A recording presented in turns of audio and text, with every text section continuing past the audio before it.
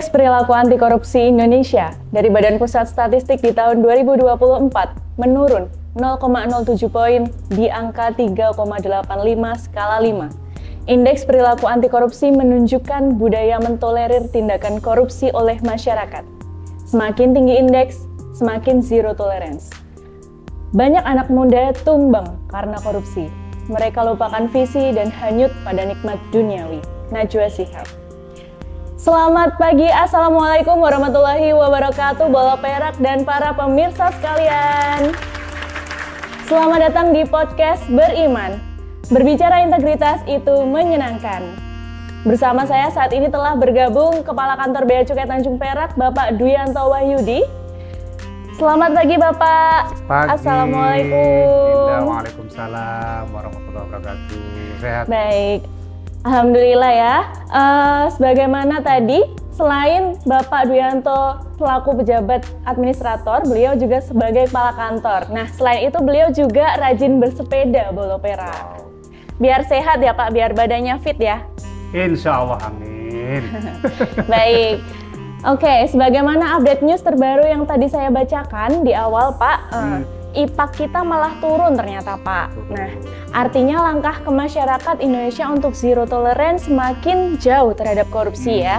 Padahal awareness negara ini terhadap korupsi semakin gencar. Jadi sejak 2002, pertama kali KPK dibentuk, kemudian 2009 Bea Cukai merespon dengan pembentukan adanya internal compliance, saat itu PUSKI namanya. Kemudian di tahun 2015 muncul PMK terkait pengendalian gratifikasi dengan UPG atau Unit Pengendali Gratifikasi sebagai ujung tombaknya. Cuman kenapa ya Pak IPAK kita malah turun di tahun 2024? IPAK, Indeks Perilaku Anti Korupsi. Kata kuncinya perilaku. Boleh jadi habit atau kebiasaan di tengah masyarakat untuk anti korupsi juga menurun.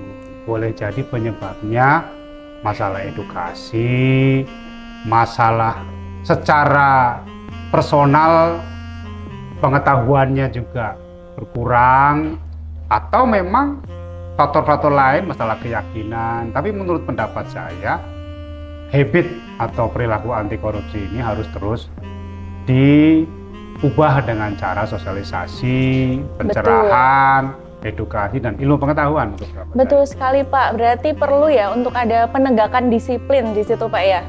Harus. Ya. Penegakan disiplin menjadi sebuah contoh bahwa penegakan korupsi adalah serius untuk memotong mata rantai dari perilaku korup. Betul Pak, saya juga setuju Pak. Ya. Cuman nih Pak, ada yang menarik di IPAK 2024 kita nih Pak. Jadi dari responden yang disurvei oleh BPS, semakin tinggi tingkat pendidikannya, IPAK-nya juga semakin tinggi Pak. Saya izin bacakan ya Pak ya. Ya. Jadi untuk pendidikan responden di bawah SLTA, IPAK-nya 3,81. Kemudian untuk responden SLTA, IPAK-nya meningkat sedikit jadi 3,87. Nah, kemudian untuk responden yang pendidikannya di atas SLTA, IPAK-nya 3,97 Pak, hampir 4. Kayaknya memang ada korelasi ya di sini Pak ya? Bagus itu. Jadi kalau dari data itu menunjukkan semakin seseorang memiliki ilmu pengetahuan yang cukup atau bisa dipertanggungjawabkan pengetahuannya dan kemudian diterapkan, maka otomatis bisa meningkatkan perilaku anti korupsi. Saya sangat sependapat dengan itu. Baik, saya juga sependapat. Cuman boleh kita minum dulu Pak, biar lebih rileks Pak ya. Baik. Ya. Izin, BC Perak.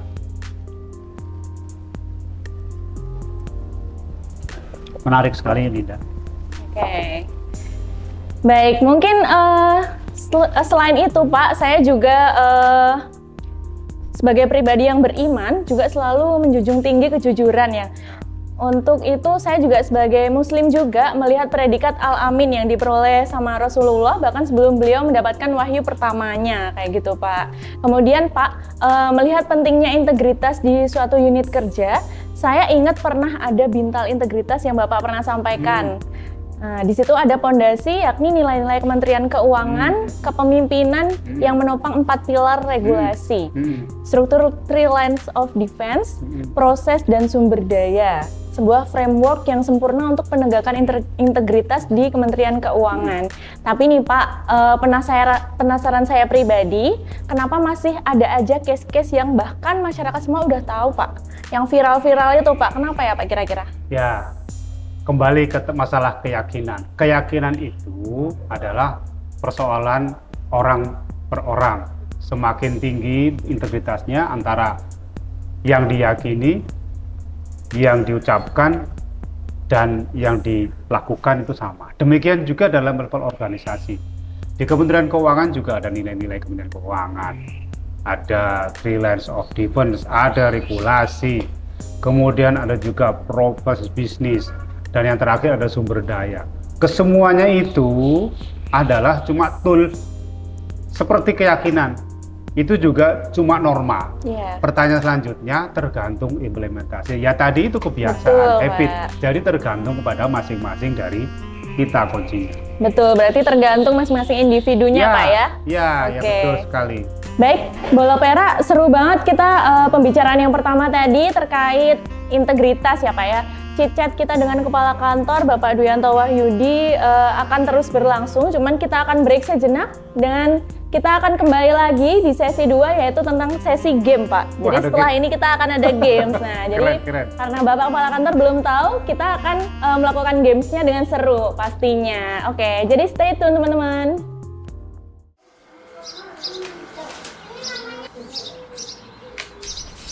Makin sakit putih.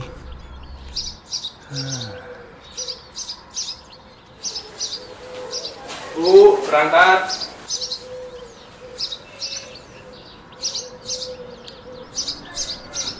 Ya, beliin aku sepeda kok ya. Tinggal nanti dibelikan ya.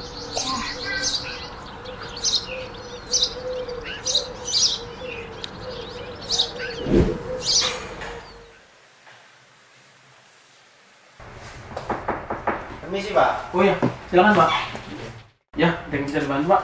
Ini Pak, saya ada permohonan buka blokir Pak. Dari kemarin nggak selesai. Kami cek dulu ya Pak. Ini sudah selesai Pak, ini dokumennya ini. Alhamdulillah.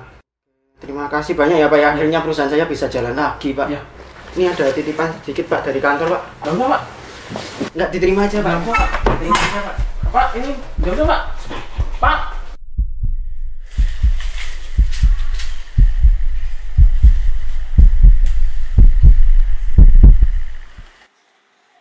Assalamualaikum. Ayo ya bawa sepeda.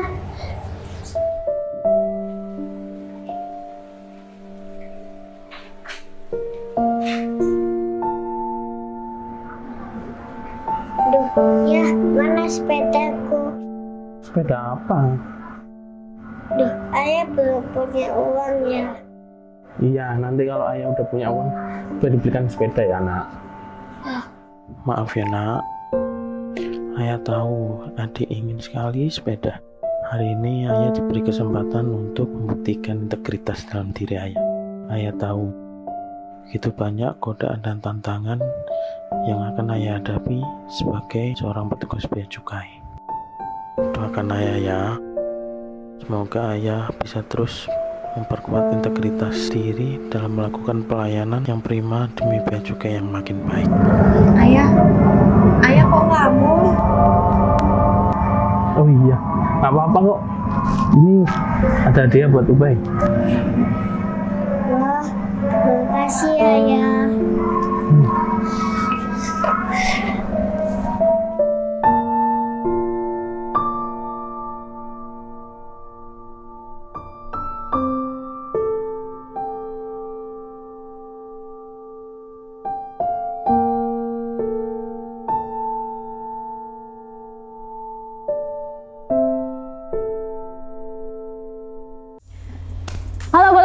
Ketemu lagi dengan saya Adinda, kita kembali lagi di podcast Beriman, berbicara integritas itu menyenangkan. Nah, seperti yang tadi saya sampaikan, kita memasuki sesi kedua, yakni sesi games ya. Kita akan main-main dengan integritas.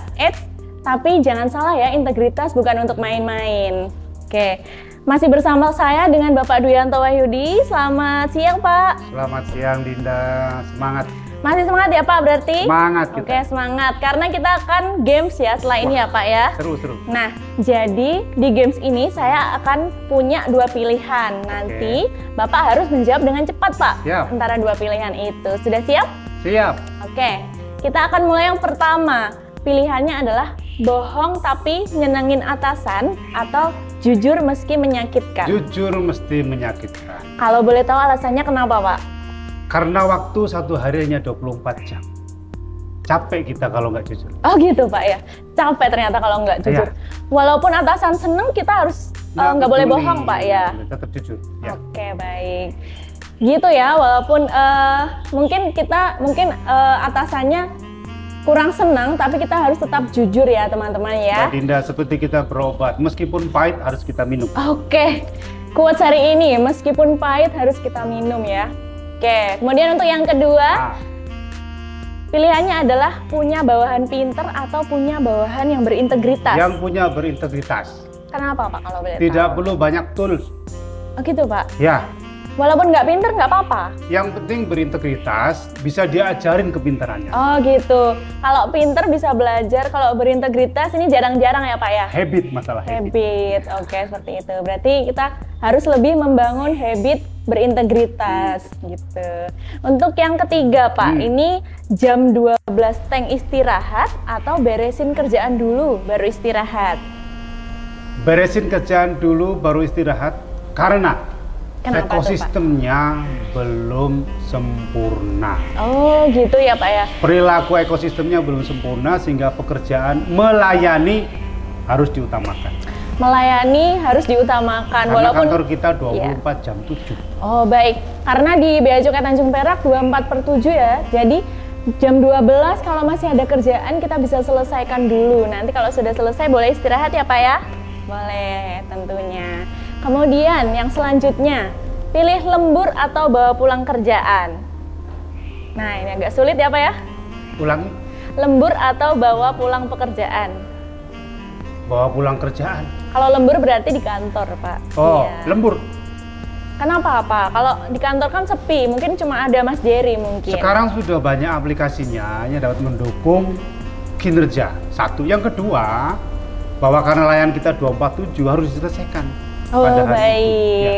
Walaupun ini apa ya, jadi kita di rumah kalau udah pulang nggak bawa kerjaan ya Betul. Pak. Kalau pekerjaan harus diselesaikan di kantor, seperti itu Bolo Perak. Oke. Kemudian ini yang terakhir Pak. Aduh. Pilih jam istirahat buat tidur atau jam istirahat buat ngobrol dengan anggota.